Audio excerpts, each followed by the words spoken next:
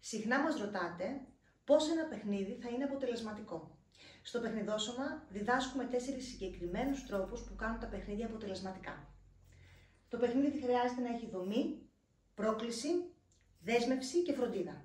Θα κάνουμε τώρα ένα παράδειγμα σχετικό με τη φροντίδα και μάλιστα η συγκεκριμένη θεματική ονομάζεται «Ανοιχτός στις ερωτήσεις». Θα σου πω την οδηγία ενός παιχνιδιού και εσύ αν έχεις κάποια ερώτηση μπορείς να μου την κάνεις. Λοιπόν, σκοπός αυτού του παιχνιδιού είναι να μεταφέρεις το μπαλάκι από χέρι σε χέρι χωρίς να σου πέσει κάτω.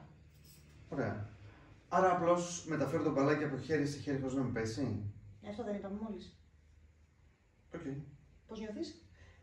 Ότι έκανα μια χαζή ερώτηση. Ακριβώς.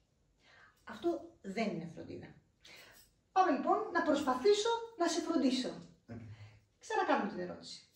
Άρα απλώς μεταφέρω το μπαλάκι από χέρι σε χέρι χωρίς να μου πέσει.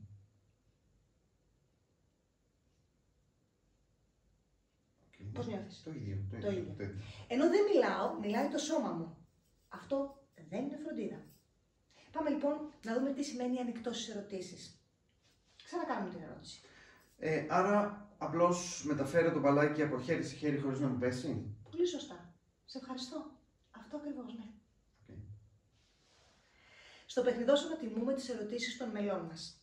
Η περιέργεια είναι αυτό που χρειάζεται πραγματικά ένας άνθρωπος για να παίξει γνήσια και αυθόρμητα. Αν μπλοκάρουμε την περιέργεια, μπλοκάρουμε το παιχνίδι.